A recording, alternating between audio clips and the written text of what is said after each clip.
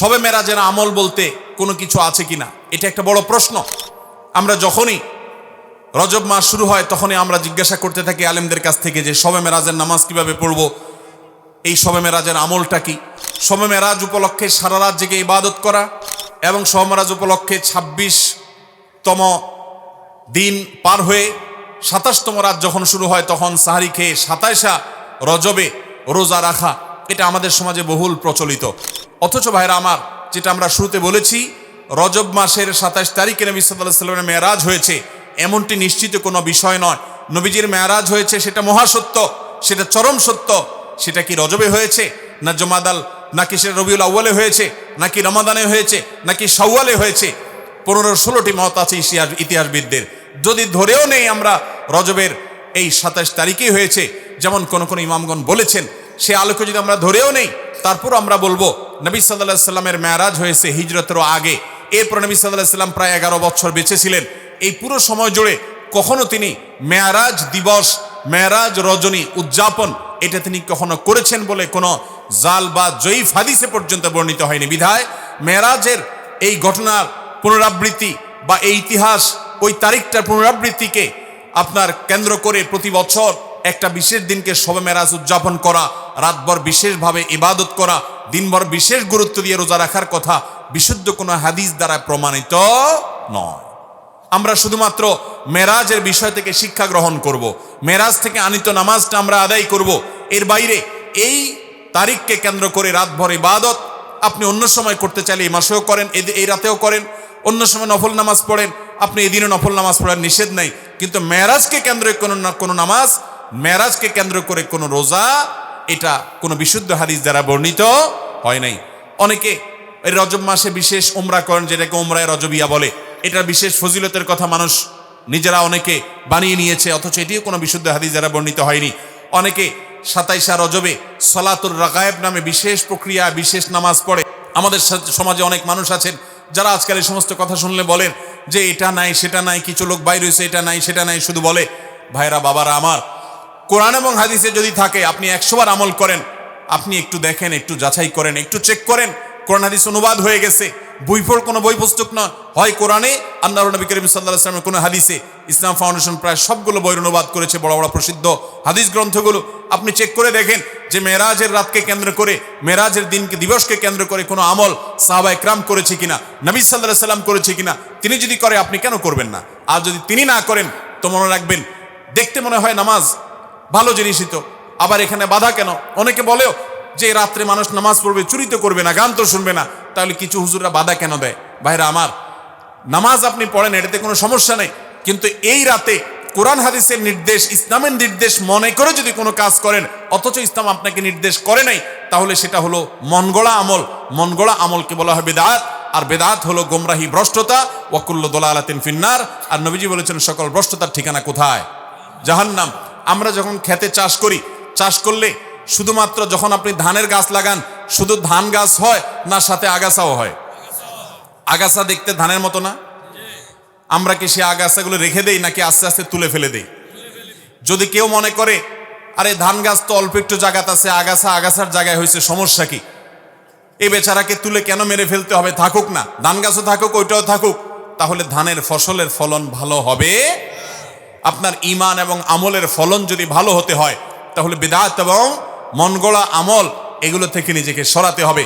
আপনি এমনি নিজে থেকে নফল আমল করেন, সেটা ভিন্ন কথা, কিন্তু বিশেষ কোনো দিবসে কোরআন হাদিসে আছে বা ইসলামের নির্দেশ মনে করে, বিশেষ ফজিলত মনে করে যখন করবেন, তখন সেটা বিদআতে পর্যবসিত হবে। অতএব মেরাজ এটাকে উদযাপন নয়, আসুন মেরাজকে উপলব্ধি করার চেষ্টা করি।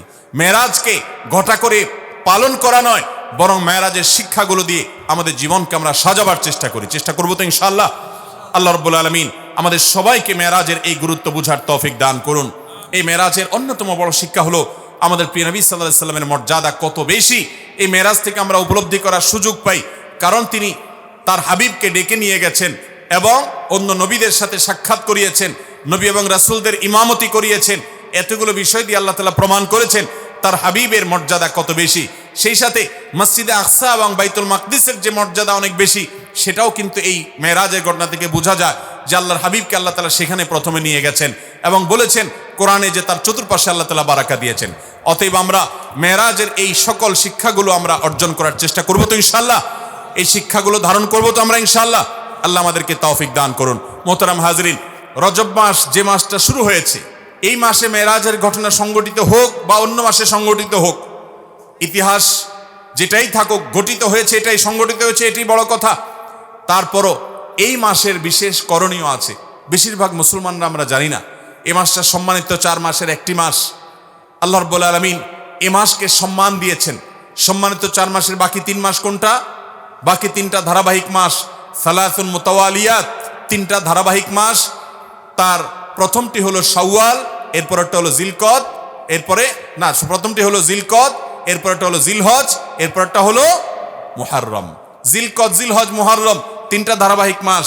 আর রজব ও মুদর আল্লাযী বাইনা জুমাদা ওয়া শাবান, আর রজব মাস যেটা এখন আমরা পার করছি, বাংলাদেশের বেশিরভাগ মুসলমানরা রজব মাস 2, 4, 5 দিন, 10 দিন, 20 দিন, এমনকি গোটা মাস শেষ হয়ে যায়, জানেও না যে আগের মাস জুমাদা সানিয়া মাসের সাথে এই মাসের একটা পার্থক্য আছে। আগের মাসটা সাধারণ জেনারেল মাস, কিন্তু এটা সম্মানিত মাস। কোরআন যাকে বিশেষ মর্যাদাপূর্ণ মাস ঘোষণা করে দিয়েছে, আমরা অনেকে জানিও না রজব মাস কখন আসে কখন যায়, এই মাসের কি মর্যাদা আছে আমরা জানি না। আল্লাহ তাআলা কোরআনে কারীমে সূরা তওবায় বলেছেন, এই মাস যখন শুরু হয়, ফালা তাজলিমু ফিহিন্না আনফুসাকুম, অন্য সময় পাপাচার্য করা যাবেই না। সম্মানিত মাসের সম্মান রক্ষার্থে যে কোনো পাপ, অপরাধের কাজ, গুনাহের কাজ থেকে বাঁচার জন্য একটু বিশেষভাবে চেষ্টা করতে হবে। এই রজব মাসে যে কোনো পাপ করতে গিয়ে যদি আপনার বুক একবারও আপনার ভেতর থেকে যদি আপনাকে বাধা দেয়, তাহলে বুঝতে হবে আপনি এই মাসের সম্মান অন্তত জেনেছেন, অনুধাবন করেছেন। এই ধারণাই আমাদের সমাজ থেকে বিলুপ্ত হয়ে গেছে। আল্লাহ তাআলা আমাদেরকে সম্মানিত মাসের সম্মান রক্ষা করার তৌফিক দান করুন। ভাইরা আমার, এর বাইরে সম্মানিত মাসে যুদ্ধ বিগ্রহ করাকে আল্লাহ তাআলা নিষেধ করে দিয়েছেন। আমরা ঝগড়াঝাটি থেকে বেঁচে থাকার চেষ্টা করব। এই ছাড়া এই মাসে অন্যান্য রুটিন যে 5 ওয়াক্ত নামাজ ইত্যাদি আছে, অন্য সময়ের চাইতে এই মাসের বিশেষ গুরুত্বের সাথে করব। নবী করিম সাল্লাল্লাহু আলাইহি ওয়াসাল্লাম তাঁর জীবনের সবচাইতে কঠিন বছর ছিল সেই বছর, যেই বছরে তিনি তার সহধর্মিণী উম্মুল মুমিনিন খাদিজা রাদিয়াল্লাহু তাআলা আনহাকে হারিয়েছেন। এবং এই একই বছর তিনি তার অন্যতম শ্রেষ্ঠ সহযোগী, তার সবচাইতে আপন, তাকে সবচেয়ে বেশি ভালোবাসতেন যিনি, সেই চাচা আবু তালেবও দুনিয়া থেকে চলে যান। আবার তিনি তায়েফের মানুষের মাঝে দাওয়াত দিতে গিয়ে সেখান থেকে নির্যাতিত হয়ে, নিষ্পেষিত হয়ে, অপমানিত হয়ে, সেখান থেকে ভারাক্রান্ত হৃদয় নিয়ে, শরীর এবং মনের রক্তক্ষরণ একযোগে হয়েছে, সেই অবস্থা থেকে তিনি মক্কায় এসেছেন।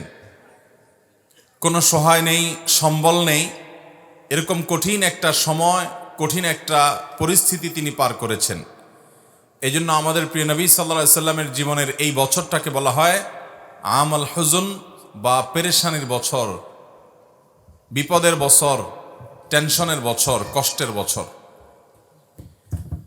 কষ্টের এবং পেরেশানির এই বছরে আল্লাহ রাব্বুল আলামিন তার হাবিবের কষ্ট লাঘব করার জন্য, তার হাবিবের কষ্ট দূর করার জন্য তাকে ডেকে নিয়ে গেলেন নিজের কাছে।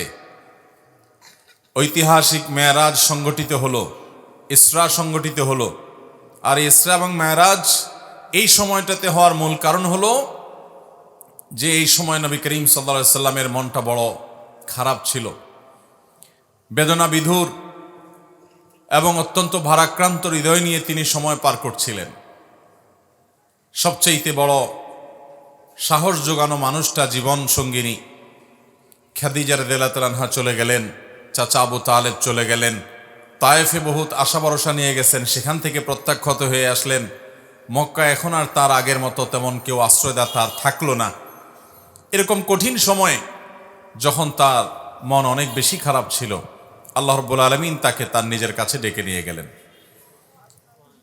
এবং ডেকে নিয়ে তাকে এমন সারপ্রাইজ দিলেন, তাকে আল্লাহ রাব্বুল আলামিনের সান্নিধ্যের সৌরভ তিনি দান করলেন। তাকে এমন কিছু নেয়ামত দিলেন যেগুলো তার আগে কোনো নবী বা কোনো রাসূলকে আর দেওয়া হয় নাই।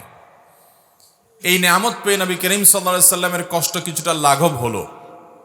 বেশ খানিকটা তিনি সান্ত্বনা পেলেন, ভরসা পেলেন, তিনি নিশ্চিত হলেন, আগে থেকে তিনি যে বিষয়ে জানতেন সেটা আরও নিশ্চিত হলেন যে তিনি আল্লাহ রাব্বুল আলামিনের সহায়, আল্লাহ রাব্বুল আলামিনের সাহায্যের অধীনে তিনি আছেন। আল্লাহ রাব্বুল আলামিন তাকে রহম করবেন, তার চাচা কিংবা তার স্ত্রী কিংবা তার প্রিয়জনদের বিদায়েও তার পেরেশানির কোনো কারণ নাই, কারণ তিনি আল্লাহ রাব্বুল আলামিনের রাসূল এবং আল্লাহর গোলাম, আল্লাহর দাস। বিধায় আল্লাহ রাব্বুল আলামিন তার জন্য যথেষ্ট। সে বার্তাটি তিনি আগে থেকে জানতেন, নতুন করে আবারও তিনি জানলেন এই মেরাজের সফরের মাধ্যমে, এই ইসরার এই ভ্রমণের মাধ্যমে। মোহতারাম হাজরিন,